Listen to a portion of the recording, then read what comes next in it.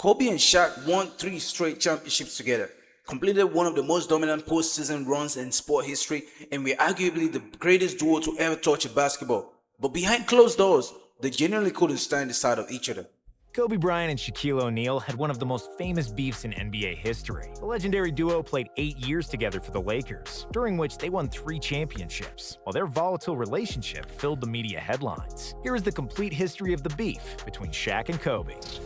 1996. Both players arrive in LA. In 1996, the Lakers GM Jerry West got 2 superstars over one summer. He signed the already critically and publicly acclaimed Shaq and traded for the diamond in the rough, 17-year-old Kobe. Even though Kobe was the youngest player in the league, he wasn't your usual rookie. From the get-go, he stood out with his European background, confidence, and standoffish arrogance. Was it Kobe power believed play? he was the best, and he spent no time telling everyone, which rubbed some of his older teammates the wrong way. This man's During the confidence started first right meeting from with the when he team, was a when the rookie. new players were introducing He themselves. came into the Kobe said league this, with his to Kobe confidence, man. Bryant, I dominate everything. Okay, I ain't here going to we be go. punked by anybody in the NBA. There were early Like signs someone that was Kobe gonna will be a punk him. handful, both for his opponents and his own team. But those were still the good old days, where he was just an 18-year-old rookie who enjoyed basketball and mostly respected his older teammates. Shaq jokingly called Kobe Showboat because of his Damn. flashy moves and cheeky personality. When Bryant shot 4 air balls against Utah in the playoffs, Shaq came over and hugged him in support. First fight. As the time went Today we're reacting to the brutal on-field rivalry between Kobe Bryant and Shaquille O'Neal. And this wasn't just a minor locker room disagreement. This was a full-scale clash of titans involving public callouts, actual fist fight in practice, and a battle for ultimate control of the Los Angeles Lakers. And let's look at the raw footage of how 2 of the ultimate competitors to ever live pushed each other to greatness while destroying their own dynasty. It was a win-win situation between the two, and you can see that the beef actually helped both of them. on. Kobe was getting better, but the Lakers weren't real contenders for the title, and Shaq was losing his patience. He was supposed to be the best and the most dominant center in the game, but he was getting to his late 20s without the ring, which pissed him off. He told the management that he doesn't want to babysit Kobe, who was averaging 15 points and just 2 assists Why per was game Shaq in thinking that way, 1998. Before the 99 season, O'Neal and Bryant played a 2-on-2 basketball game with Derek Fisher and Corey Blount during the NBA lockout. Kobe was physical during the game, and Shaq was calling a lot of fouls. They began trash talking and cussing each other out, after which O'Neal slapped Bryant, who was trying to retaliate, but was separated from Shaq by his teammate. Yo, what was it like though, having Kobe and Shaq fights? Or was it that Kobe wasn't just scared? I think I should put it that way. Kobe wasn't just scared, man. And this is why you can have something that's too good. In fact, you can have much sweetness in something in a team because it's definitely going. Definitely going to be competition. That's why I keep talking about LeBron going to Philly because I don't know how that shit gonna work with Tyrese Maxey there, and you know there's an ego problem. Problems would continue during the year, and Shaq called Kobe This is selfish all about after ego. a poor start to the season. They weren't really getting along off the floor as well, where Shaq would be throwing parties and hanging out with teammates, while Kobe was alienating himself and focused entirely on basketball. This is The it. Lakers would once again get swept in the playoffs, after which the Lakers fired Del Harris and appointed Phil Jackson as their head coach. First title. With the arrival of Phil Jackson, everything clicked for the Lakers. Shaq respected Phil because he had already won 6 championships with the Bulls, and O'Neal was extremely motivated to finally win one too. He got into the best shape of his life, and it showed. Shaq was a dominant player as soon as he stepped into the league, but in 2000, he was a different beast and was absolutely unstoppable. The Lakers had the best record in the Phil league, has a and great Shaq impact. averaged 30 points, 14 rebounds, 4 assists, and 3 Damn. blocks, and he deservedly won the MVP award. He was on a mission that year, and that mission was to destroy everybody who got between him and Larry O'Brien. However, things weren't so smooth in the playoffs, where the Lakers trailed by 15 late in Game 7 of the Western Finals against Portland. But with a bit of luck, they produced a magical comeback, highlighted by an alley-oop from Bryant to Shaq, who slammed it home and sent the Lakers to the finals. Nah, the arrival of Phil Jackson actually changed something in Shaquille O'Neal.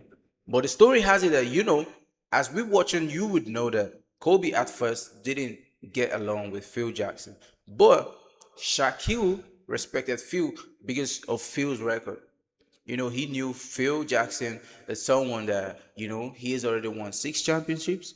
So why would he respect him? And Phil has this secret triangle move, triangle skill, triangle or strategy that he uses. You know, you should go watch Phil Jackson. Sorry, that was Bob Knight. But Phil Jackson has a great impact on Shaquille O'Neal. There, they would beat the Pacers in 6 games after a spectacular series by Shaq and an outstanding performance from Bryant in Game 4 when O'Neal fouled out. When the final whistle sounded, Kobe jumped in Shaq's arms, and nobody could predict You see, they're finally getting along though. that this peachy moment wouldn't last for long. 2001, Fat Shaq. Shaq proved that he is a winner and the best player in the league. He had spent his summer chilling and not taking care of his body and showed up to training camp out of shape. Kobe was furious. He couldn't understand that O'Neal didn't take his job as seriously as he did and said that the guy selling donuts had more pride in his job than Shaq. Kobe openly called out Shaq and demanded that he become the #1 option because he thought he was the team's best player. Shaq, of course, was against it and called Kobe selfish, and Bryant replied that O'Neal's defense deteriorated. However, despite What the hell, these two fight? It just be like two siblings fighting over nothing, man. But I actually like the fact that Kobe Bryant was actually looking out for Shaq. I don't know why. I don't know why Shaq didn't see that, or maybe he saw it, but it was just an ego problem. You know, if you have someone in your life like Kobe looking out for you, calling you out, calling out your mistakes, and wanting to change for you, man, you need to hold that person tight, man. You need to hold the person at high esteem. Make sure you hold him tight because you would not going you would hardly see someone like that again. And I know, I can't even imagine the fact that you have the basketball play the biggest league in the whole world, and instead of you to go practice, you chilling in the summer, you enjoying life, you living like you ain't got a job to do. You feel like it's just one casual thing that you have to do in your life. So, oh, I just gotta show up, bro. They're paying you billions of dollars. They're paying you millions of dollars. So you have to show and shit. And for Kobe, it wasn't just a random fun sport. It was a job. It was passion. It was proving a point, and that point was winning. And to Kobe, his mentality shaped the game. That's what Kobe's mentality actually made Shaq into who he was on the court. had a poor start, things turned around for the Lakers in the second half of the season when Shaq got healthy and in shape. The Lakers were by far the best team in the league, and they lost only 1 game in the playoffs on their way to another title. Their 15-1 playoff record was It was the best because in of league Kobe's history. impact and Kobe Phil and Jackson's. Shaq looked like they were in perfect harmony and unbeatable on the court. Next season, it was much of the same. Kobe and Shaq threaded nicely for most of the year. Phil's triangle offense was working Yo, it was Phil's triangle offense. It wasn't Bob Knight. I'm correct, yeah. like a Swiss clock, and the Lakers steamrolled for another title, sweeping the Nets in the finals. The 2003 season, healing on company time. Shaq had arthritis in his toe, which bothered him during the three-peat. He could have had surgery right after the '02 finals, but he didn't want to spend the summer on crutches. Instead, he opted to get his toe fixed just when the Lakers training camp was about to start. I got hurt on company time, so I'll rehab on company time. What kind of mentality was this, man?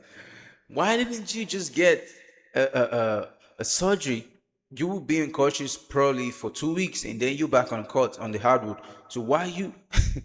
It was like Shaq knew how to piece Kobe off, man. It was like he Shaq knew how to famously piece him said, off. which didn't sit well with Kobe, who was busting his behind all summer to get better, as he always did. While he was recovering, Bryant was finally unleashed, and he had a 9-game streak where he scored at least 40 points. Once Shaq got back to the lineup, Phil Jackson made a decision that made Kobe furious. He told Bryant to score less and feed the ball to Shaq more, because Jackson knew that Big Fella was sensitive and that he needed to be engaged offensively to commit to the team fully. Kobe was beyond mad, and he didn't want to be reined back in, which caused a new batch of arguments. The team finished with a 5th seed and lost in the conference semis to the Spurs. Kobe-Shaq chemistry was far from ideal. The worst was yet to come. Oh, The 2000 this too. You want to win the game, you make sure they're above aligned. If they're in aligned, the whole team is going to be in shambles, and that was what was happening. And if you want them to lose, you just have to cause an issue between them. But Phil Jackson made Shaq Kobe's responsibility. Kobe was all fire and he won 9 games. And then again, how would you tell Kobe to feed it to Shaq? Okay, he knew that if he didn't feed it to Shaq, if Shaq wasn't offensive, Shaq gonna see it as an ego problem. Shaq gonna use that as a new case to make sure he has issues with Kobe.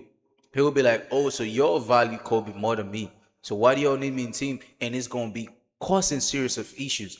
And this made Kobe I just want to know. Four Though. season. It was really crazy. Before the 2003-2004 season started, multiple events helped derail the Kobe and Shaq relationship. Shaq wanted a new contract and played not knowing whether he'll get the money he desires. Both men were nervous and itchy coming to the season, and their relationship reached a boiling point. With Bryant absent from camp due to his legal situation and his recovery from knee surgery, O'Neal said, "Full team is here." Bryant privately warned Jackson, "If Shaq continues talking BS things in the press, I'll fire back. I've had it." Phil Jackson and the Lakers management called both players and told them not to make their beef public because they would be punished. When Bryant joined the Lakers in camp, O'Neal told reporters Bryant should look to be more of a passer than a scorer until his knee was fully healed. Bryant responded that he knew how to play the guard position and that Shaq should worry about the low post. He's right, he doesn't need advice on how to play guard, but he needs advice on how to play as a team. This is my team. If he doesn't like it, let him go after this season. Just What ask kind of Paul thoughts and is Gary this, why bro? they came here. Why would they having issues like this and throwing jabs at each other in public, bro? It wasn't.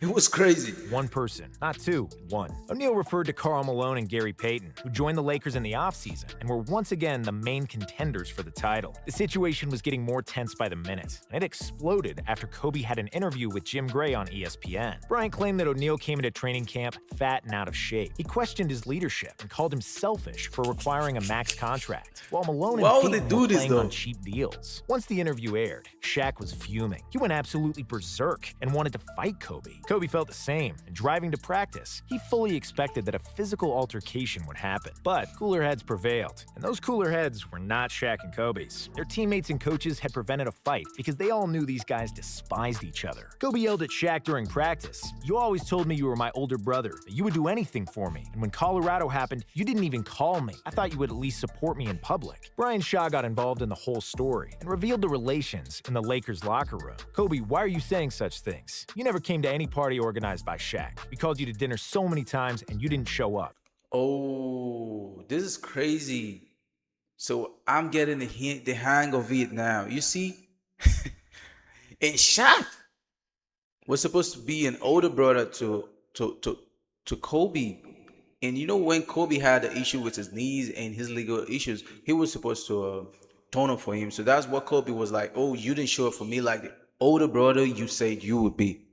Let's see. "You never came to any party organized by Shaq. We called you to dinner so many times and you didn't show up. Shaq invited you to the wedding too, but you didn't come again. Then you got married. He didn't and even you show up to his invite wedding, anyone. and he didn't Now invite that you were in a anyone. difficult situation, you expect our help? Well, we don't even know you, man." Jackson Damn. fined Bryant for defying his orders to not talk to the press. However, due to his uncertain legal situation, Shaq vowed not to beef with Kobe publicly, although it was very clear that their chemistry was broken beyond repair at that point. Despite all the turmoil, the Lakers reached the finals again, but would lose to the Pistons 4-1, where the lack of chemistry showed between their best two players. Kobe was trying to win the title by himself, and when O'Neal wasn't as engaged on offense, he didn't try as hard defensively. Against all odds, Pistons won the title, simply because they played as a team, and the Lakers You see, when you play as a team and anything you do, you are doing with someone, man. You work as a team. You gotta win.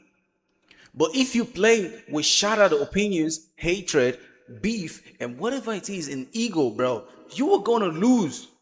That is why teamwork makes the dream work. If teamwork doesn't work, failure works. And that's what happened in the case of these two dudes, the two greatest on the Lakers back then.